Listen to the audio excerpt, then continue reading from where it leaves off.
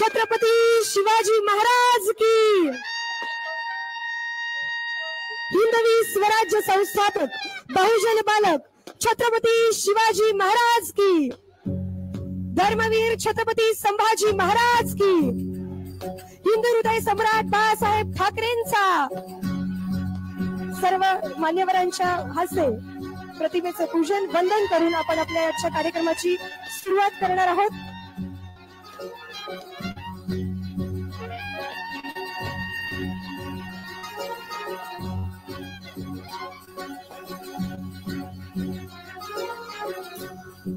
उपस्थित असलेल्या सन्माननीय उद्धवजी ठाकरे साहेब यांचा सन्मान शिवसेना सोलापूर शाखेच्या वतीने करूया। मंचावर उपस्थित असलेल्या सर्वच मान्यवरांचा सत्कार आपण शिवसेनेच्या पदाधिकाऱ्यांच्या हस्ते करूया। सत्कार सोहळ्यासाठी जोरदार टाळ्या वाजवूया। आदरणीय उद्धव बाळासाहेब ठाकरे साहेब या विराट सभेला संबोधित करण्यासाठी श्री सिद्धरामेश्वर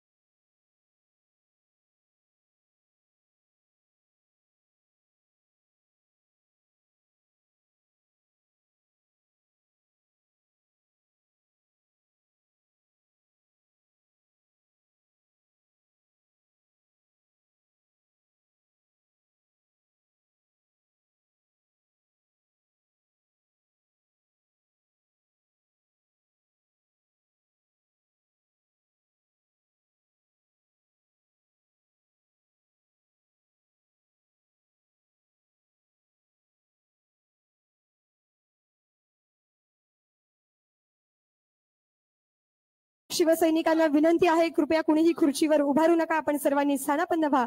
आदरणीय सुशील कुमारजी शिंदे साहेबांचे विचार आता आपण ऐकणार आहोत। आपण सर्वांनी खाली बसून घ्यावे।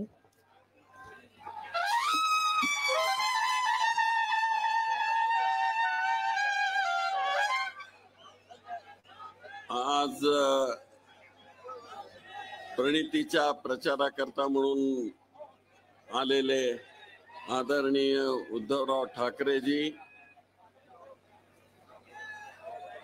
त्यांच्या बरोबर आलेले शिवसेनेचे सर्व प्रमुख नेतेगण, व्यासपीठावर असलेले आमच्या बरोबरचे सर्व सहयोगी, नावं घेणार नाही कारण वेळ लागेल त्यामध्ये, सर्व सहयोगी या निवडणुकीकरता म्हणून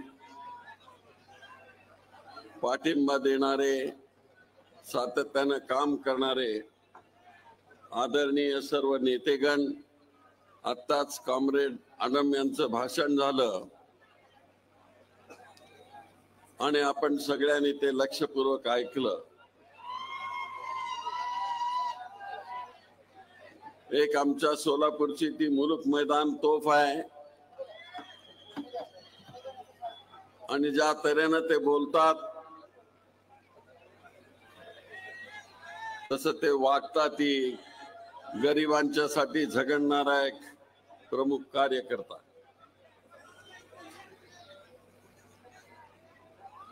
आज उद्धवराव इथं आले,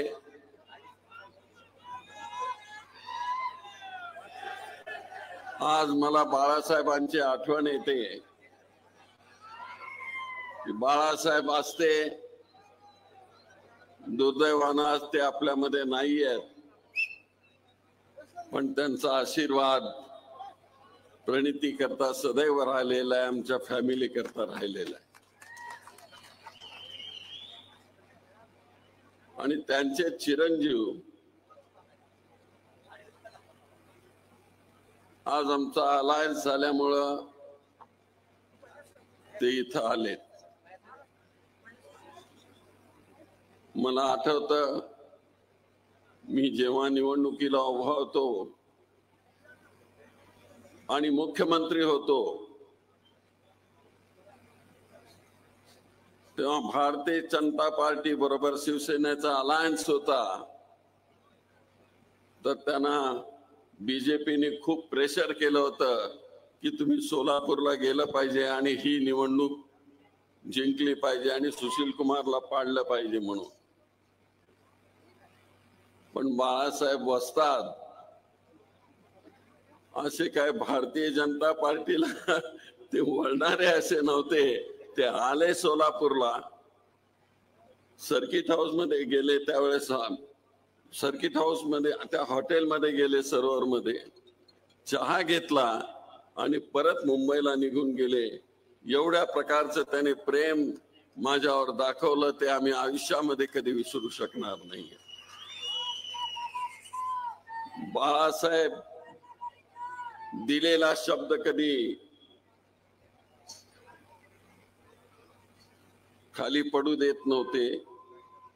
तसंच उद्धवरावांचं आहे, काही फरक नाही. एकदा शब्द दिला म्हणजे दिला. आणि ह्या आमच्या सगळ्या भारतीय राजकारणामध्ये आम्ही जे एकत्रित आलो ते या देशाची लोकशाही वाचवण्याकरता म्हणून आम्ही एकत्रित आलो.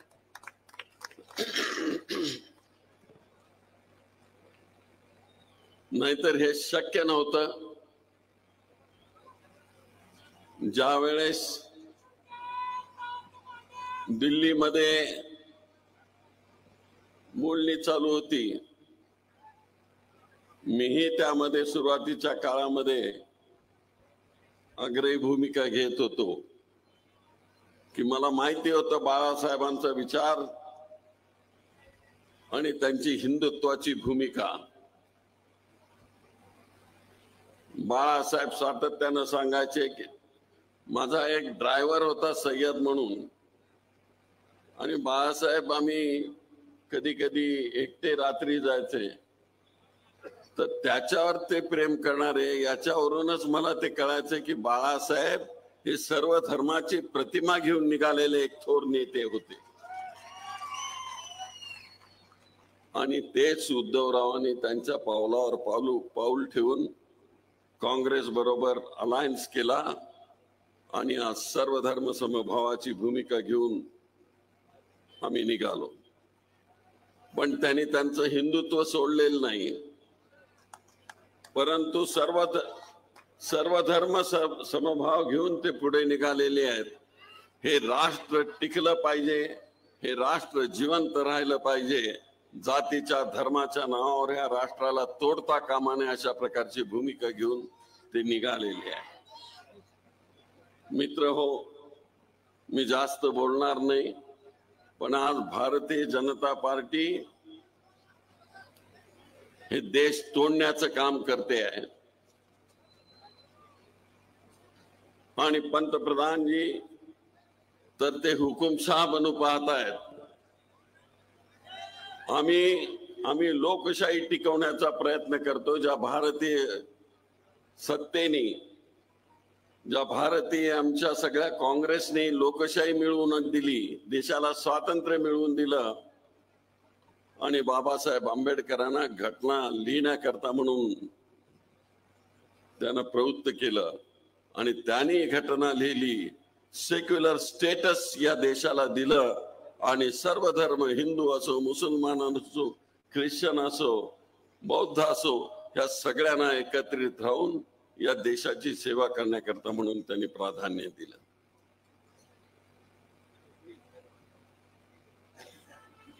पण हे आपल्या देशाचे पंतप्रधान आज हुकुमशाह बनू पाहत आहेत. ही खरी लढाई हुकुमशाही विरुद्ध लोकशाहीची आहे. आणि मला माहिती आहे, सोलापूर हे स्वातंत्र्य मिळवणाऱ्यांचं गाव आहे. हे स्वातंत्र्य मिळवण्याची भूमी आहे.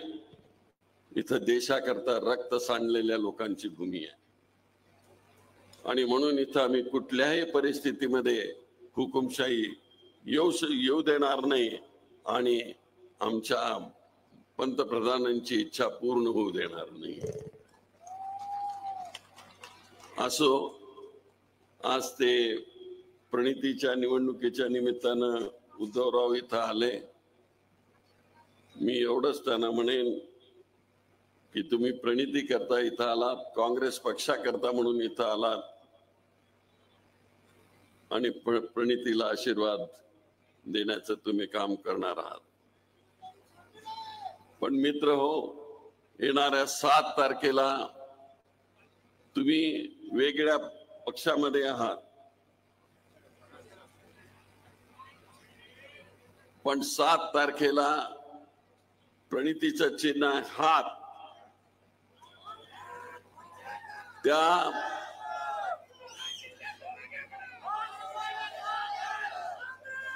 त्या हातावर बटन दाबायचं आणि प्रणितीला सांगायचं की प्रणिती ताई, तू सोलापूरचं रक्षण करण्याकरता, इथली लोकशाही टिकवण्याकरता, ही गरिबांची सगळी ही जी कष्टाची भूमिका आहे आणि गरिबी हटाव करण्याकरता म्हणून तू पार्लमेंट मध्ये लढ. सोलापूरचे सगळे प्रश्न घेऊन तू पार्लमेंट मध्ये लढ. आम्ही तुझ्या पाठीमागे आहोत. अशा प्रकारची आज भूमिका घेऊन आपण सगळे निघालेलो. मी या ठिकाणी विराम देतो माझ्या भाषणाला आणि शुभेच्छा देतो. धन्यवाद. जय हिंद. जय. आदरणीय सुशील कुमारजी शिंदे साहेबांचे मनपूर्वक धन्यवाद. यानंतर माजी पंतप्रधान हम भारत की नारी है फूल नहीं चिंगारी है असं या उक्तीला साजेच असं व्यक्तिमत्व सोलापूर लोकसभा मतदारसंघाच्या महाविकास आघाडीच्या अधिकृत उमेदवार आदरणीय प्रणितीताई सुशील कुमार शिंदे यांना विनंती करते, आपण तमाम मतदारांना आवाहन करावं, आपलं मनोगत व्यक्त करावं.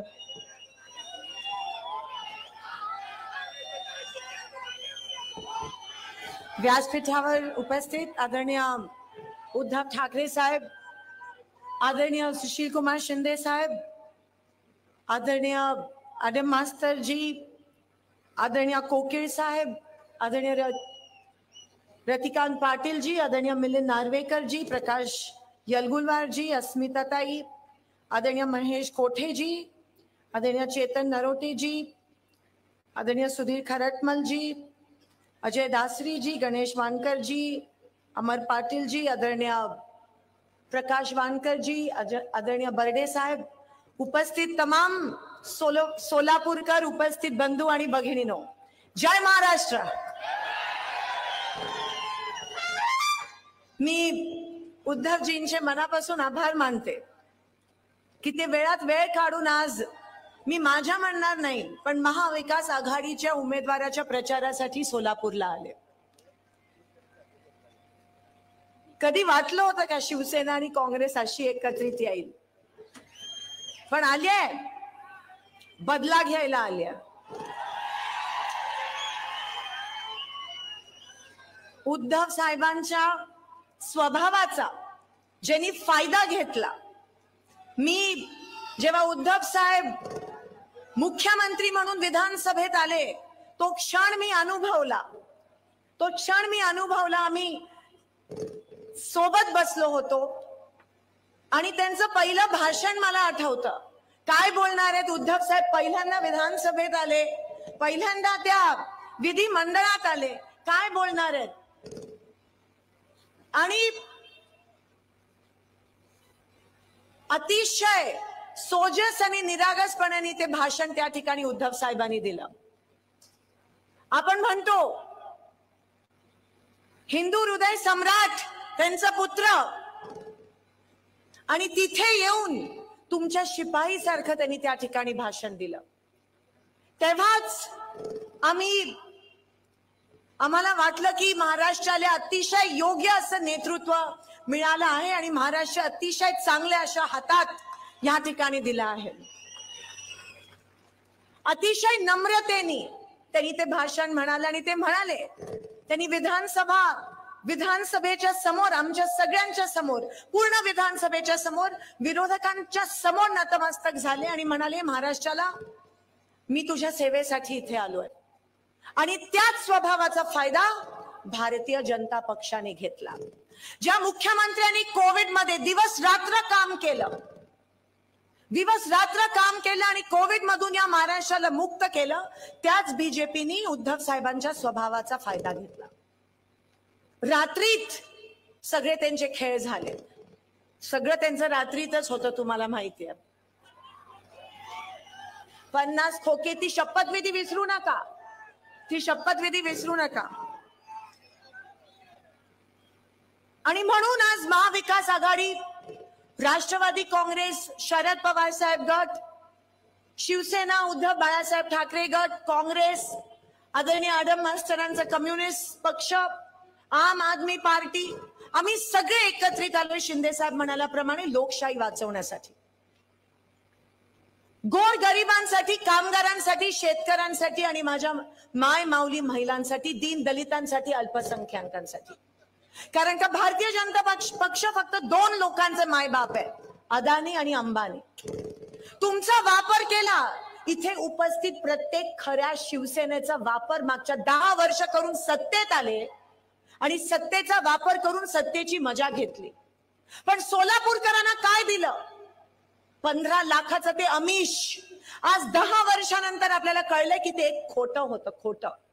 खोटं बोलणं तर त्यांची परंपरा आहे, वरपासून खालपर्यंत. आज सकाळी पण बोलले, खोटं बोलून गेले.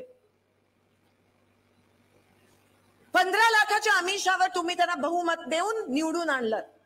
तुम्ही त्या उमेदवाराला ओळखत पण नव्हता, कोरी पाटी होती, काम पण नव्हतं, अनुभव नव्हता, तरी किती मोठ्या मनाचे सगळे शिवसैनिक आणि सर्व सोलापूरकर की तुम्ही त्यांना निवडून आणलं 15 लाखाच्या त्या आमिषावर. 5 वर्ष झाले, 15 लाख काय मिळाले नाही. परत ज्यांना ओळखत नव्हता, ज्यांना अनुभव नव्हता, ज्यांनी काम नव्हतं केलं, परत तुम्ही त्यांना निवडून आणलं. किती मोठ्या मनाचे. पहिला गेला, दुसरा आला, दुसरा गेला, आता उपरा आला. किती खेळ खेळणार आमच्या सोलापूरकरांसोबत? किती खेळ खेळणार? किती वापर करणार तुम्ही आमच्या सोलापूरकरांचा? आणि नुकसान आपला झाला, नुकसान या सोलापूर जिल्ह्याचा झाला, नुकसान सोलापूर लोकसभा मतदारसंघाचा झाला, नुकसान सोलापूरचा झाला, नुकसान सोलापूरच्या प्रत्येक माणसाचा झाला.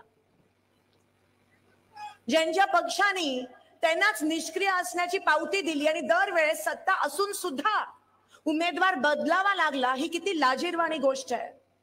दरवेळेस उमेदवार बदलावा लागला. माहित वाटतं महास्वामींचं की त्यांचं तिकीट कट झालं.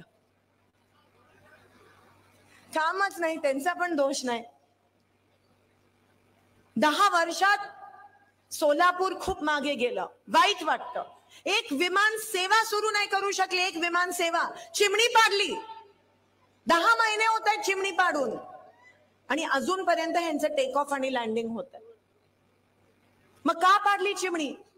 का बोरामणी एअरपोर्ट जे शिंदे साहेबांनी आणलं, का त्याला पैसे दिले नाहीत? का थांबवलं? काम तर केलं नाही, पण झालेली कामं पण बिघडवली. बोरामणी एअरपोर्ट थांबवलं. एनटीपीसी वरून दुहेरी पाईपलाईन येणार होती, ती पण थांबवली. उद्धव साहेब, आज सोलापूर शहराला 8 दिवसाआड पाणी मिळतं. एवढी वाईट परिस्थिती कधीच नव्हती सोलापूर शहरावर. हे पाप भारतीय जनता पक्षाचं आहे. आज 2 वर्ष झाले महानगरपालिकेची इलेक्शन्स घेतली नाहीत महाराष्ट्रात आणि पाण्याचं नियोजन नाही. आज 8 दिवसाआड पाणी येतं. त्या बोरवर मोटर लावावी लागते आणि त्या मोटरवर लहान लहान मुलं त्या मोटरला हात लावून मृत्युमुखी पडतायत. कोणाचा पाप आहे हा? भारतीय जनता पक्षाचा.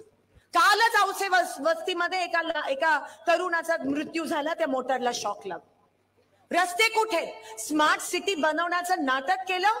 स्मार्ट सिटी फक्त 3% भागात बनवली.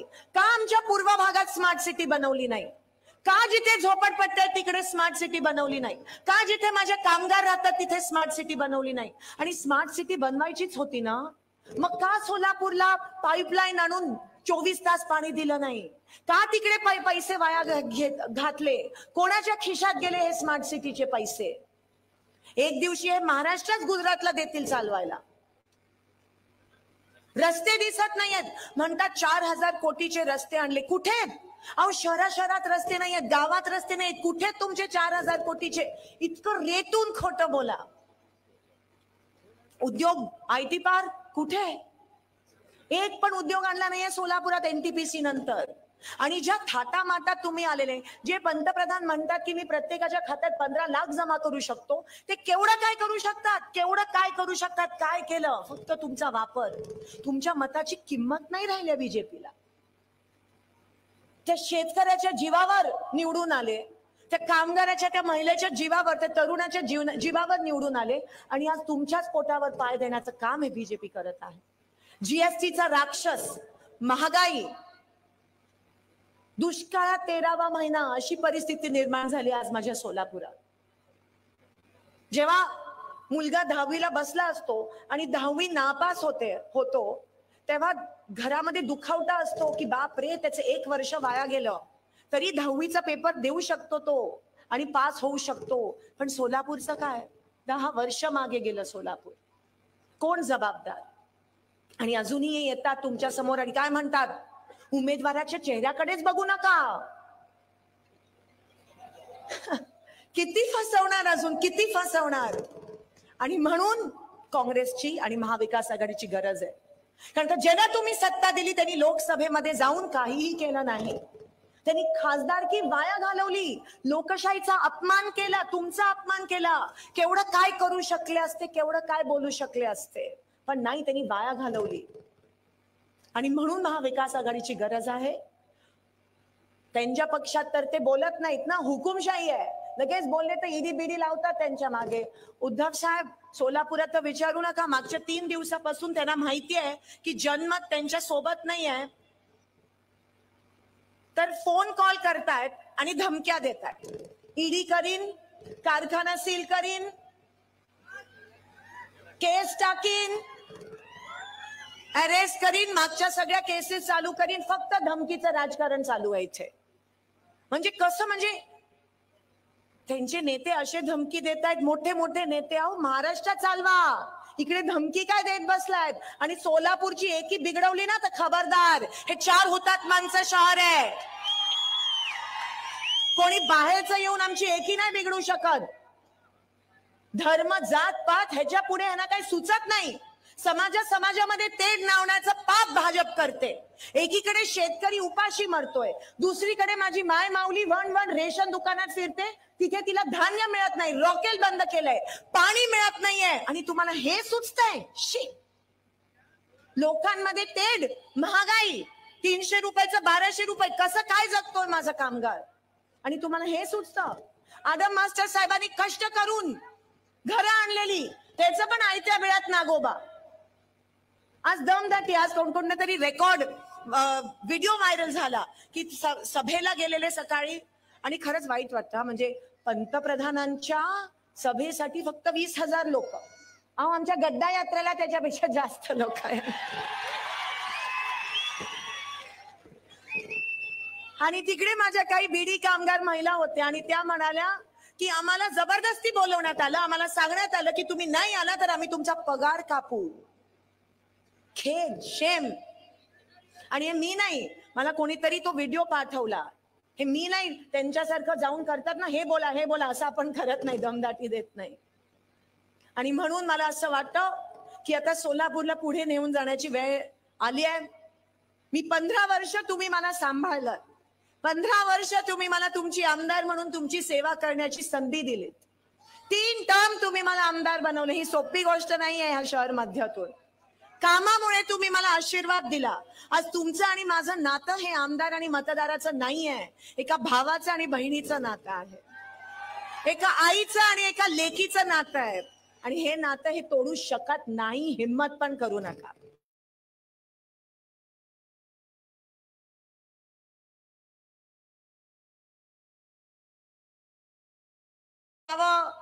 भेट करून मी आली आहे. 7 दिवस राहिले आहेत. रात्र वैराची आहे आणि तुम्हाला माहिती आहे कसे येतात. गाफील नका राहू. 7 मेला आशीर्वाद स्वरूपात तुमचं मतदान या महाविकास आघाडीच्या तुमच्या ह्या बहिणीला करा. मी 1 नंबरवर आपलं त्या ठिकाणी बटन आहे आणि आशीर्वाद देऊन पुन्हा एकदा तुमची सेवा करण्याची संधी आणि अहोभाग्य मला द्या. एक वेळेस ही लढाई माझ्या सोबत लढा, पुढची सगळी लढाई मी सक्षमपणे तुमच्यासाठी एकटी लढायला तयार आहे. या सोलापूरच्या प्रतिज्ञा, प्रणितीच्या प्रतिज्ञा, पहिली प्रतिज्ञा सोलापूर जिल्हा दुष्काळ मुक्त करणारच. दुसरी प्रतिज्ञा सोलापूर खड्डे मुक्त करणारच. तिसरी सोलापुरात दुष्काळमुक्त म्हणजे पाणीच, सोलापुरात विमान सेवा सुरू करणारच, IT पार्क आणणारच आणि सोलापूर लोड शेडिंग मुक्त करणारच. या 5-6 माझ्या प्रतिज्ञा आहेत आणि मी वचन देते आज सगळ्यांच्या समोर. सगळे दिग्गज आहेत, खरं तर हिंमत नाही होत. परवा पवार साहेबांच्या समोर बोलत होती, मी माझ्या वडिलांच्या पण समोर बोलत नाही. आज उद्धवजी आहेत, सगळे बलाढ्य नेते, सगळे अतिशय सुंदर बोलणारे. पण तुम्ही हिंमत देता, तुम्ही मला हिंमत देता लढण्याची. निवडणूक जरी माझी असली तरी विजय तुमचा झाला पाहिजे आणि येणाऱ्या 7 तारखेला आपण आशीर्वाद द्याल अशी आशा बाळगते आणि आपली रजा घेते. धन्यवाद. जय हिंद, जय महाराष्ट्र. मनपूर्वक धन्यवाद. प्रणितीताई तुम आगे बढ़ो. यानंतर राष्ट्रवादी काँग्रेस पार्टी शरदचंद्र पवार गटाच्या शहर अध्यक्ष आदरणीय सुधीरजी खरटमल साहेब आणि राष्ट्रवादी काँग्रेस पक्षाचे सर्व ज्येष्ठ पदाधिकारी यांच्या वतीनं आदरणीय उद्धवजी ठाकरे साहेब यांचा सत्कार या ठिकाणी संपन्न होईल. जोरदार टाळ्या वाजवूया. श्री सिद्धरामेश्वरांच्या पावन नगरीमध्ये आदरणीय उद्धवजी ठाकरे साहेब यांचं आगमन झालं, त्यांचं आम्ही मनपूर्वक सहर्ष स्वागत करतो. सर्व आमचे महाविकास आघाडीतील महत्वाचे पक्ष. यानंतर कोविड काळामध्ये ज्यांच्या कार्याची दखल वर्ल्ड हेल्थ ऑर्गनायझेशनने घेतली असे माजी मुख्यमंत्री पक्षप्रमुख सच्चे शिवसैनिक आदरणीय उद्धवजी बाळासाहेब ठाकरे साहेबांना विनंती करते, आपण या विराट सभेला संबोधित करा. सगळ्यांनी घोषणा द्या. छत्रपती शिवाजी महाराज की जय. भवानी. शिवसेना प्रमुख माननीय बाळासाहेब ठाकरेंचा. उद्धव साहेब तुम आगे बढ़ो. उद्धव साहेब तुम आगे बढ़ो. आदरणीय शिंदे साहेब, आदरणीय आडाम मास्तर, व्यासपीठावरील महाविकास आघाडीचे सर्वच मान्यवर नेते, राहू दे ते नावच मला ते पाहिजे होते, आणि जमलेल्या माझ्या तमाम देशभक्त बांधवांनो, भगिनी आणि मातांनो,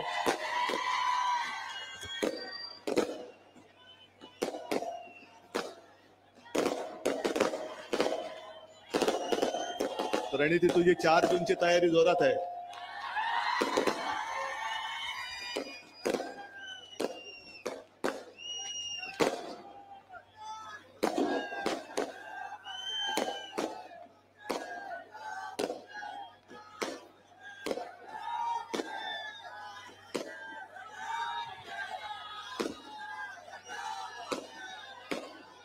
थांबा, आधी ते थांबू द्या.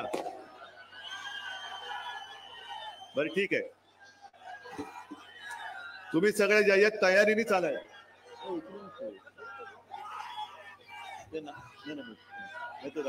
नाव कठीण म्हणून मी लिहून ठेवलेलं नाही. बऱ्याच दिवसानंतर मी नाही, हे नको मला हे नाव फक्त जरा विचित्र आहे म्हणून मी घेतलेलं. बऱ्याच दिवसांनंतर सोलापूरमध्ये आलोय. आजपर्यंत ज्या वेळेला आलो त्यावेळेला मी कोणासाठी आलो होतो तुम्हाला माहितीये, आणि आज जे आलो ते त्यांना गाडा म्हणून सांगायला आलेलो आहे. शिंदे साहेब, आपण बाळासाहेबांची आठवण काढली आणि तुम्हालाही कल्पना असेल की सुशील कुमारजी आणि आपले बाळासाहेब हे अतिशय जवळचे मित्र. या दोघांनी एक पथ्य जरूर पाळलं की राजकारण आणि आपली मैत्री यांची भेसळ नाही होऊ दिली. जी मतभिन्नता होती ती बाळासाहेबांनी पण आणि सुशील कुमारजींनी पण न लपवता सगळ्यांसमोर मांडली आणि मैत्री पण जपली. हल्ली कोणाला मित्र म्हणायचं म्हणजे पाठ सांभाळावी लागते, कारण हल्लीचे मित्र हे सगळे पाठीत वार करणारे आहेत. आजच तुमच्याकडे भाकड जनता पक्षाचे नेते येऊन गेले, बरोबर आहे ना? कारण शिवसेना प्रमुख त्यांना काय म्हणायचे? कमळाबाई. आणि कमळाबाईचे एक नेते नरेंद्र मोदीजी येऊन गेले. सध्या सगळी इकडे फिरतायत, महाराष्ट्रभर फिरतायत, देशभर फिरतायत आणि लोकांच्या कोपऱ्याला गुळ लावण्याचं काम जोरात चालू आहे. 14 सालापासून कोपऱ्याला गुळ लावतायत. आता कोपऱ्याला गुळ कसा लागल्यानंतर काय होतं? धड चाटतं पण येत नाही आणि गुळ म्हटलं ती काढता पण येत नाही. 14ला लावला होता 19चा गुळ, 19ला लावला 24चा, आता डायरेक्ट 2047. आज ते जे काय बोलले त्यांच्याबद्दल मी बोलणार आहेच. नाही, नकली सेना बोलल्यानंतर मी काय सोडतोय असं वाटलं काय त्यांना? पण उद्या मोदीजी धाराशिवला येत आहेत, म्हणजे त्यांच्या लेखी उस्मानाबाद. कारण अजूनही आपण नामांतर केलं, त्यांनी नाही केलं. पण मोदीजी उद्या तुम्ही धाराशिवला येत आहे. एक तर माझी जाहीर मागणी आहे की तुम्ही जसं समुद्राच्या तळाशी जाऊन एक नाटक करून आला होतात, द्वारका द्वारका म्हणून, आम्ही जय श्रीराम म्हणतो, आम्ही जय श्रीकृष्ण बोलतो, आम्ही बजरंगबली की जय बोलतो, पण उद्या धाराशिवला येत आहे तर माझ्या भवानी मातेच्या मंदिरात दर्शन घेऊन या. आणि मोदीजी तुम्ही धाराशिवला येतच आहात, आजपर्यंत कधी तुम्ही भवानी मातेचं दर्शन घेतलं नाही. निदान उद्या तुमच्या भाषणाची सुरुवात करताना माझ्या भवानी मातेचं जे काही तुमच्याकडे लिहून दिलेलं असेल, तुमच्या भाषण लिहिणाऱ्यांनी, ते कौतुक तरी करा. तुळजा भवानीचे आशीर्वाद घेऊन असं काहीतरी बोला. आणि जर तुम्ही बोलला नाहीत तर तुमच्या मनात माझ्या महाराष्ट्राबद्दल आणि माझ्या भवानी मातेबद्दल आकस आहे असं संपूर्ण महाराष्ट्र समजेल. आणि जर तुम्ही बोललात तर तुमचा नोकर जो निवडणूक आयोग बसलेला आहे त्याला म्हणा, माझ्या शिवसेनेचं जे मी मशाल गीत केलं त्याच्यात जय भवानी जय शिवाजी, त्यातल्या जय भवानीला तो आक्षेप घेतलाय, त्याला म्हणा घरगड्या तू तो आक्षेप बाजूला काढ. आणि जर गुन्हा दाखल होणार असेल तर उद्धव ठाकरेंबरोबर नरेंद्र मोदींवरती सुद्धा गुन्हा दाखल झाला पाहिजे. एक तर उद्या तुम्ही जय भवानी बोला, नाहीतर नका बोलू. महाराष्ट्र वाट बघतोय, महाराष्ट्र वाट बघतोय. हे सगळीकडे त्यांचं जे काही चाललंय थोतांड, आज परत एकदा ते आपल्या शिवसेनेला, ज्या शिवसेनेने आज या सगळ्या माझ्या भगव्या टोप्या नाही, ह्या मशाली आहेत पेटलेल्या, या मशाली पेटल्या आहेत. आणि कालपर्यंत तुम्ही आमचं प्रेम अनुभवलं, आता मशालीची धग काय असते ते बघा. या मशालीच्या धगेमध्ये तुमचं कमळ नुसतं मळ राहिलाय, ते कसं कोमेजतं ते बघा. आणि तुम्ही कोण आम्हाला सर्टिफिकेट देणार आहे? अहो, जेव्हा शिवसेनेचा जन्म झाला 66 साली, शिवसेना प्रमुखांनी भूमिपुत्रांच्या न्याय हक्कासाठी, म्हणजे मराठी माणसासाठी आणि मराठी अस्मितेसाठी, महाराष्ट्राच्या अस्मितेसाठी शिवसेनेला जन्म दिला. तेव्हा मोदीजी एक तर तुम्ही कुठेतरी हिमालयात असाल किंवा कुठल्या तरी रेल्वे स्टेशनवर असाल. नक्की तुमचं काहीच कळत नाही आम्हाला. आणि आज तुम्ही आमच्याकडे येऊन ज्या शिवसेना प्रमुखांनी तुम्हाला कठीण काळात, म्हणजे अटलजी तेव्हा तुम्हाला केराच्या टोपलीत टाकायला निघाले होते, राजधर्म का पालन करना होगा असं म्हणून तुम्हाला उचलून फेकत होते. केराच्या टोपलीत जर का गेला असतात तर मोदीजी 10 वर्ष तुम्हाला जी भोगायला मिळाली ती भोगायला मिळाली नसती. आणि तुमच्यासाठी आज तमाम शिवसैनिकांनी, जसं प्रणिती तू बोललीस, सोलापूरकरांनी, अख्ख्या महाराष्ट्राने, अहो काय गंमत आहे 48 पैकी 42 खासदार निवडून देण्याचं. पण शिवसेना बरोबर होती म्हणून तुम्ही त्या तख्तावरती बसला. आता शिवसेना तुमच्या सोबत नाही, त्या तख्तापर्यंत तुम्ही पोहोचू शकत नाही, पोहोचू देणार नाही. आणि संकट काळामध्ये मदत करणाऱ्या शिवसेनेला तुम्ही नकली शिवसेना म्हणता. अहो, तुमच्या भारतीय जनता पक्षाचा भाकड आणि भेकड जनता पक्ष झालेला आहे. प्रत्येक ठिकाणी माणसं पैसे देऊन गोळा करावे लागतायत. इकडे मी तुम्हाला सगळ्यांना विचारतो, एक तरी माणूस कोणी भाडकाऊ आहे काय? तुम्ही स्वतःहून आलात ना? स्वतःची पदरमोड करून आलात ना? बघा मोदीजी, असं प्रेम, याला प्रेम म्हणतात. आज जणू काही देशातले सगळे पक्ष प्रश्न संपलेले आहेत आणि फक्त महाराष्ट्रामध्ये शिवसेना हाच आपला दुश्मन आहे. ना टरबूजाचं काय करायचं तुम्हाला माहितीये? अरे पण टरबूज असताना ते उन्हाळ्यात कामी तरी येतं, हे दुष्काळात 13वा महिना आहे आणि टरबूज नाहीच आहे. ते दिवाळीमध्ये काय चिरडता तुम्ही? चिराट. मग आले तेव्हा टरबूज होते, आता पाव उपमुख्यमंत्री झालेत की नाही चिराट? म्हणजे होता केवढा, झाला केवढा. पण असं हे सगळीकडे यांचं चाललेलं आहे थापेबाजीचं. अहो मोदीजी, तुम्हाला ही आमची कडवट देशाभिमानी हिंदुत्ववादी शिवसेना नकोय. तुम्ही कोणाचा प्रचार करतात माहितीये तुम्हाला? काल रत्नागिरीमध्ये मी बोललो की 14 साली आणि 19 साली मोदीजींबद्दल आम्हालाही अभिमान होता. काय ती छाती, काय ती दाढी, एक अकेला सब पे भारी. आता एक अकेला सब पे भारी, आजूबाजूला भ्रष्टाचारी. कुठूनही अवदासा सुचली तुम्हाला काय कळत नाही आम्हाला.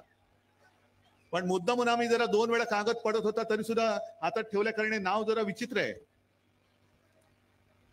आमच्यासारखे कडवट शिवसैनिक जे देशासाठी, सुशील कुमारजी तुम्ही जे बोललात ना, सर्व धर्म समभाव, शिवसेना प्रमुखाने प्रत्येक वेळेला सांगितलं की आमचं हिंदुत्व आहे, आमचं राष्ट्रीयत्व आहे. जो या देशाला आपला मानतो तो आमचा आहे. आणि अशी यांना शिवसेना नकोय. ही यांना नकली शिवसेना वाटते. पण मी तुम्हाला सगळ्यांना सांगतो, तुम्ही युट्यूब बघता का? मग घरी गेल्यावरती इकडे नका चालू करू, नाही तर माझं भाषण अर्धवट राहील. घरी गेल्यानंतर मुद्दामून ते रवीश कुमार म्हणून आहेत पत्रकार, त्यांनी आज एक व्हिडिओ टाकलेला आहे, भारत का सबसे बडा सेक्स स्कॅन्डल. बाजूच्या राज्यातला एक, काय त्याचं नाव, प्रज्वल रेवन्ना, मला असं वाटतं देवेगौडांचा नातू, माहितीये ना? आणि त्याचे कितीतरी असे पाहून ते व्हिडिओ बाहेर आलेत. आणि मोदीजी स्टेजवरनं त्यांना सांगतायत की या प्रज्वलला मत दिलं म्हणजे माझे हात बळकट होतील. हे असे तुमचे कळकट हाताचे बळकट हात, हे अशी माणसं तुम्हाला पाहिजेत? ही संस्कृती तुम्ही जपलीत? अरे अटलजींचा आत्मा तिकडे रडत असेल ढसाढसा की कोणाच्या नाकर्त्याच्या हातामध्ये आज भारतीय जनता पक्ष आहे. बरं, ही घराणेशाही त्यांना चालते. जे सेक्स स्कॅन्डल करतात मोदीजी, त्यांची घराणेशाही तुम्हाला चालते, त्यांना तुम्ही पाठिंबा देता, व्यासपीठावर घेऊन मिठ्या मारता, काय त्यांचा प्रचार तुम्ही करता. पण शिवसेना प्रमुखांची घराणेशाही ती नाही चालत तुम्हाला. अहो आमची घराणेशाही जनता बघेल. आणि मी अनेकदा त्यांना आव्हान दिले, आज सुद्धा तुमच्या साक्षीने देतो, सोलापूरच्या साक्षीने देतो. मला अभिमान आहे माझ्या आई वडिलांचा.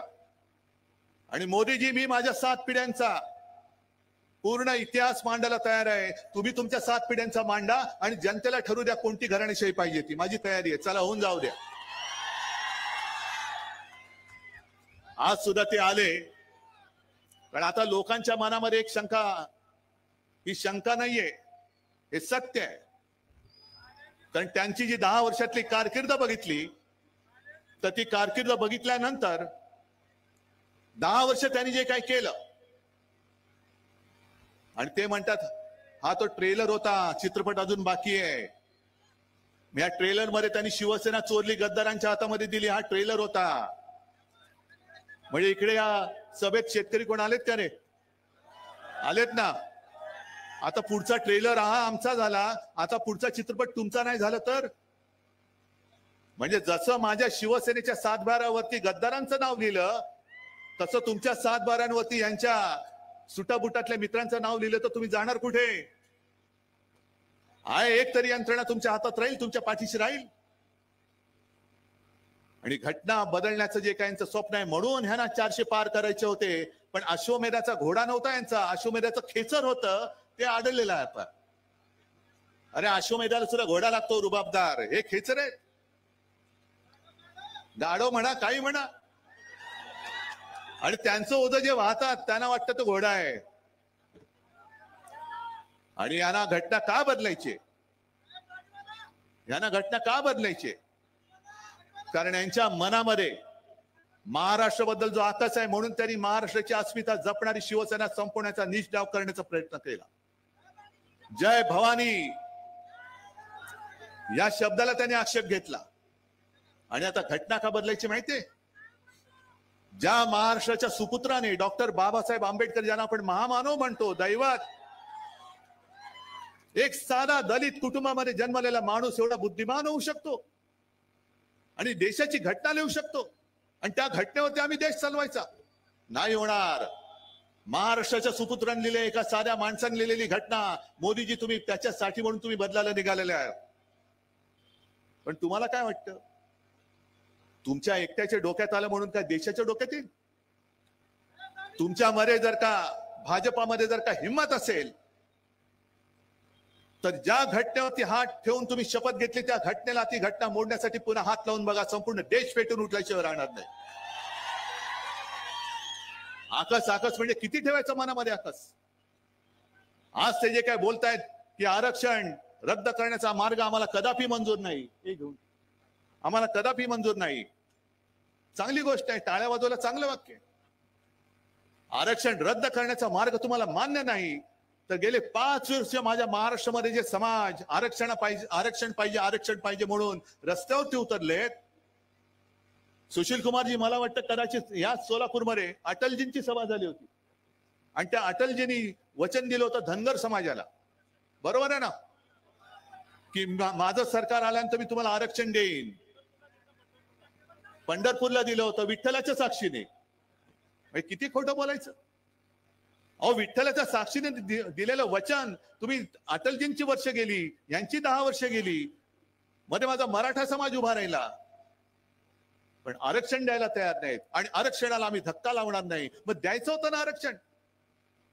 आणि संपूर्णपणे हे आरक्षण देणं, 50% वरती जाऊन आरक्षण देणं हे लोकसभेच्या हातामध्ये. मी वारंवार सांगितलेलं आहे, ज्याप्रमाणे त्यांनी दिल्ली सरकारचे, दिल्ली म्हणजे केजरीवाल सरकारचे अधिकार कोर्टाने त्यांना दिल्यानंतरही तत्काळ लोकसभेमध्ये बहुमताच्या, 5वी बहुमताच्या जोरावरती तो निर्णय बदलला आणि दिल्ली सरकारचे, केजरीवाल सरकारचे अधिकार काढून घेऊन स्वतःच्या हातात घेतले. तसे माझ्या आरक्षणाच्या बाबतीचा निर्णय मोदीजी तुम्ही आजपर्यंत लोकसभेत का घेतला नाही हे उद्याच्या सभेत आम्हाला सांगा. सांगा आम्हाला उद्याच्या सभेत. आरक्षण काढणं आम्हाला मंजूर नाही. अहो, आरक्षण काढण्याची हिंमत करून दाखवा तुम्ही. लोकांच्या मनामध्ये जी भीती आहे ती हीच भीती आहे की हे घटना बदलायला निघालेत. आरक्षणाचं, आमच्या न्याय हक्काचं काय होणार? आणि महाराष्ट्राच्या सुपुत्रांनी, महामानव डॉक्टर बाबासाहेब आंबेडकरांनी लिहिलेली घटना, अरे त्यांच्या पोटामध्ये जे मुरडा उठतो तो तोच आहे की साध्या कुटुंबात जन्मलेला माणूस हा एवढा बुद्धिमान कसा होऊ शकतो? त्याला लोक दैवत मानतात. मी किती वेळा सांगतोय की तो अवतार हे सांगतो, पण मला अजून देव मानत नाही, पण बाबासाहेबांना दैवत मानतायत. या सगळ्या गोष्टीचा विचार केल्यानंतर मला काही जण विचारतात, जसं एक 4 दिवसापूर्वी मुंबईत वर्षा गायकवाड आली होती घरी. मला प्रेसने विचारलं, शिवसेनेची मतं काँग्रेसला ट्रान्सफर होणार का? म्हटलं का नाही होणार? कारण काँग्रेसच्या हातामध्ये आज मशाल आहे, त्याच्यामुळे हातामध्ये मशाल घेऊन आम्ही विजयाची तुतारी फुंकणार आहोत. काय प्रॉब्लेम आहे तुम्हाला? काय अडचण काय? भाजपा म्हणजे ब्रह्मदेव नाहीये. भाजपा म्हणेल तेच हिंदुत्व, भाजपा म्हणेल तोच देशप्रेमी, आणि भाजपच्या विरुद्ध बोलेल तो देशद्रोही. हे नाही, हे ब्रह्मदेव नाही आहात तुम्ही. आणि पुन्हा एकदा सांगतो मोदीजी, तुम्ही आम्हाला जे नकली म्हणून हिणवता आहात, नकली शिवसेना म्हणाला, मी परत सांगतो, नकली बोलायला ती तुमची डिग्री नाही आहे, ही असली शिवसेना आहे. आणि या शिवसेनेचा दणका काय असतो तो तुम्हाला 4 जूनला महाराष्ट्राच्या मतपेट्या उघडल्यानंतर कळेल. आज सोलापूरचे जे प्रश्न आहेत, आज महाराष्ट्र तहानेने व्याकुळ झालेला आहे. सोलापूरचे प्रश्न आहेत, पाण्याचा प्रश्न आहे. प्रणिती, तू सगळं व्यवस्थित सांगितलेलं आहेस. म्हणजे मी मुख्यमंत्री म्हणून जेव्हा प्रणिती बोलायची सभागृहात ते मी ऐकलेलं आहे. आणि हाच आवाज आपल्याला लोकसभेमध्ये पाठवायला पाहिजे, हाच पाठवायला पाहिजे. आणि या भाकड जनता पक्षाची जी नीती आहे, वापरा आणि फेकून द्या, वापरा आणि फेकून द्या. शिवसेनेचा वापर केला. 14 साली पंतप्रधानपदी बसले. 14 सालीच ऑक्टोबर मध्ये अचानक आपली युती तोडून टाकली. काय कारण होतं? 19 साली सुद्धा पंतप्रधानपदी बसले. मी तुळजाभवानीची शपथ घेऊन सांगितलं की मी बाळासाहेबांना दिलेलं वचन आहे की शिवसेनेचा मी मुख्यमंत्री करून दाखवेन. आणि हे वचन अमित शहाना मी सांगितलं होतं, त्यांनी मान्य केलं होतं, पण मोडला शब्द.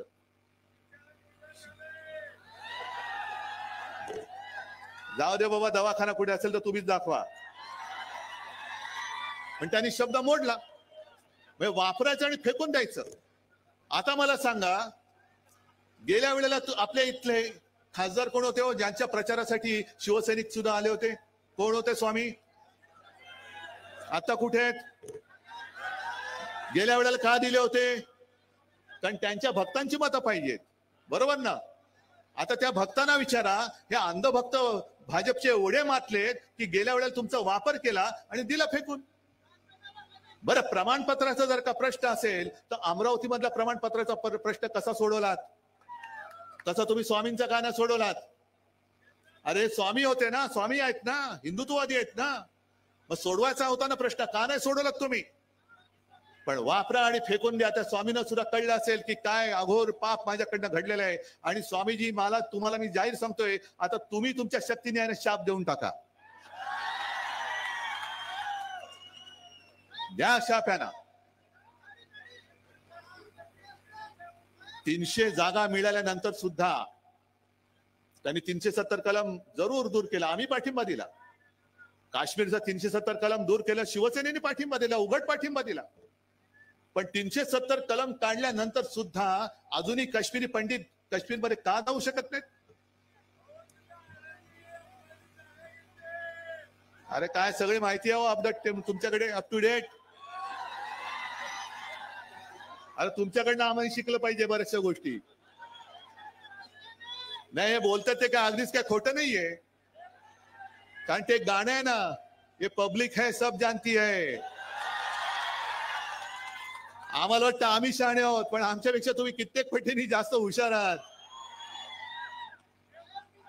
थांबा थांबा थांबा थांबा.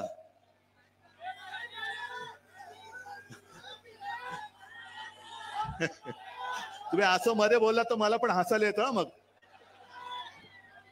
बरं ठीक आहे, तुम्हाला मगाशी तुम्ही कोणावरती बोललात? काय ते तरबूज म्हणजे कोण? म्हणजे कोण? अरे म्हणजे मध्ये मी त्याला फडतूस बोललेले ते. आता नाही मी बोलत आहे, नाही तर सांगतील पुन्हा फडतूस बोलले. मी त्यांना फडतूस बोललो होतो, आता बोलत नाही. मी त्यांना कलंक पण बोललो होतो, पण आता बोलत नाही. कारण त्यांना फार वाईट वाटतं ते. त्यांनी परवा एक आमच्या इकडे विनोद केला रायगडमध्ये. ते म्हणाले बाकीची कामं सोडून द्या, म्हणजे कामं नाही केली मोदींनी, हे त्यांनी स्वतः सांगितलं. पण निदान मोदीजींनी करोना काळात आपल्याला लस दिली म्हणून आपण जिवंत राहिलो. म्हणजे जे काय संशोधक आहेत ते काय गवत उपटत बसले होते? मोदी एवढे सगळं ब्रह्मांड त्यांना माहिती आहे. मोदीजींनी लस बनवली. आम्हाला अभिमान आहे की लस जी बनली ती माझ्या महाराष्ट्रामधल्या पुण्यामध्ये बनलेली आहे, पुनावालांनी बनवलेली आहे. आणि तिथून मोदीजींनी तिकडनं घेतली. पण मोदीजींनी जरी लस दिली असली तरी मोदीजींनी लस ती अशी काय हवेत नाही सोडली. गावागावात खेड्यापाड्यामध्ये महाराष्ट्र सरकारने शासन यंत्रणा वापरून प्रत्येकाला लसीकरण केलं होतं. महाराष्ट्र सरकारच्या यंत्रणेचं कौतुक केलं पाहिजे तुम्ही. आणि महाराष्ट्र कसा वाचला माहितीये? करोना काळामध्ये देशात नंबर 1 चा मुख्यमंत्री म्हणून माझा उल्लेख झाला होता, पण तो नंबर 1 माझा नव्हता, नंबर 1 तुमचा होता. कारण मी जे जे तुम्हाला सांगितलं ते तुम्ही ऐकलत ना. म्हणजे खरं लोकांना वाटत होतं हा हे बोलतायत कठीण आहे, कसं काय लोक ऐकणार. तोंडाला मास्क लावा, घरी राहा, बाहेर पडू नका, 2 हात दूर राहा. मी जे जे सांगितलं ते तुम्ही ऐकलत, म्हणून महाराष्ट्र वाचला. मोदीजी, तुमची लस नंतर आली आणि मुळात तुम्ही लस दिलीच नाही. लस माझ्या महाराष्ट्रामध्ये बनली, पण ती लस मिळवण्यासाठी सुद्धा महाराष्ट्र सरकारला केंद्राकडे किती विनवण्या करायला लागल्या. आधी लोकांना जमवायचं, जमवल्यानंतर लक्षात यायचं की अमुक एका केंद्रावरती एवढी लोक आलेत, पण तेवढा लसचा पुरवठाच होत नाहीये. मग केंद्राला सांगितलं, केंद्र सांगायचं थांबा जरा, आधी आम्हाला इकडे देऊ द्या, आधी आम्हाला तिकडे देऊ द्या.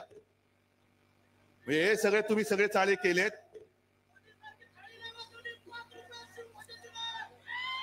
सगळं माहिती आहे तुम्हाला. बरं जाऊ दे, करोनाचा विषय तुम्हाला माहिती आहे. मला सांगा, 10 वर्षामध्ये खरंच प्रामाणिकपणे हात वर करून सांगायचं, किती जणांच्या खात्यात 15 लाख रुपये आलेत? एकाने तरी हात वर करून सांगायचं. आलेत? नाही आले. कोण देणार होतं बोलले? मोदी. आणि भाजपच्या खात्यात किती आले? निवडणूक रोख्यातून किती आले? मोजायच्या पलीकडे आहेत, 8-10 हजार कोटी. मग आजचे दिन कोणाचे आले? आणि पुन्हा आणखीन देणार परत त्यांना मत. आता आणखीन एक गोष्ट सांगतो, निवडणूक रोख्यांचा घोटाळा हा जगातला सगळ्यात मोठा घोटाळा आहे असं कोण बोललं तुम्हाला माहितीये? निर्मला सीतारामन ज्या अर्थमंत्री होत्या, त्यांचे पती परकला प्रभाकर, त्यांनी सांगितलं की निवडणूक रोखे हा जगातला सगळ्यात मोठा घोटाळा आहे आणि त्यांनीच त्याला नाव दिलंय मोदी गेट. अहो मोदीजी, तुमच्या मंत्र्यांचे पती बोलतायत, आता पाठवा ना ईडी त्यांच्याकडे, पाठवा ना त्यांना तुरुंगामध्ये. आणि त्याच्या पलीकडे जाऊन सांगतो, जर कोर्टाने हा घोटाळा उघड केला नसता, आणखीन 10,000 कोटीचे रोखे छापून तयार ठेवले होते, आणखीन देश लुटायला यांनी तयार ठेवला होता. कोरोना काळामध्ये पीएम केअर फंडाच्या नावाने जो लाखो करोड रुपयांचा घोटाळा केला तो वेगळाच आहे, तो वेगळाच आहे, त्याच्याबद्दल कोणी विचारायचं नाही. हा म्हणजे प्रायव्हेट फंड आहे. प्रायव्हेट म्हणजे काय? पीएम म्हणजे कोण? आणि उद्या पंतप्रधान मोदी नसणार आहेत, मग तो फंड कोणाकडे जाणार आहे? आणि प्रणिती, तू जे काय बोललीस की इथल्या शहरातल्या लोकांना सुद्धा धमक्या येत आहेत, ईडी, इन्कम टॅक्स, सीबीआय, एक 4 जून पर्यंत थांबा, हे सगळ्यांचं आपल्या हातामध्ये येणार आहे. 4 जून पर्यंत थांबा. आणि हातात येणारे नाही, तुम्ही सांगायला पाहिजे की आम्ही हातात घेणार आहोत. जर मी तुम्हाला आज सांगितलं की कधीतरी या भारतीय जनता पक्षाचे फक्त जे 2 खासदार होते, कोणाला तरी स्वप्नात वाटलं होतं 300 खासदार येतील, 300 खासदार येतील वाटलं होतं? मग 2चे 300 होऊ शकतात, हे कोणी केले? तुम्ही, आम्ही आणि जनतेने केले. मग जे 2चे 300 करू शकतात, ते 300चे पुन्हा 2 नाही करू शकत? आणि 2 खासदार तर आलेच पाहिजेत, 2 खासदार तर आलेच पाहिजेत. कोण 2? हे जे 2 फिरतायत दादागिरी करत, हेच 2 आले पाहिजेत. आणि त्यांच्यासमोर सुशील कुमारजी, संपूर्ण आपलं इंडिया आघाडीचं सरकार बसलं पाहिजे. तमाम जे काय खासदार असतील, काय असतील 500-550, त्यातले 2 वजा करा आणि बाकी संपूर्ण इंडिया आघाडीचे खासदार आले पाहिजेत. पण आजपर्यंत आम्हाला असं जे वाटत होतं की देशाला जर का मजबूत करायचं असेल तर एका हाती सरकार पाहिजे. पण एका हाती सरकार दिल्यानंतर आज जो काय अनुभव येतोय, आता एका पक्षाचं सरकार चालणार नाही, एका व्यक्तीचं तर मुळीच चालणार नाही. कारण एका व्यक्तीच्या हातामध्ये जर का सगळा देश दिला तर आजच जो हुकुमशाह बनलाय तो उद्या जुलमी हुकुमशाह होईल. तुम्ही आमच्यावरती जे टीका करता की इंडिया आघाडीचे जे चाललंय की दरवर्षी पंतप्रधान बदलायचा, अहो दरवर्षी पंतप्रधान बदलायचा, हे तुम्हाला कोणी सांगितलं?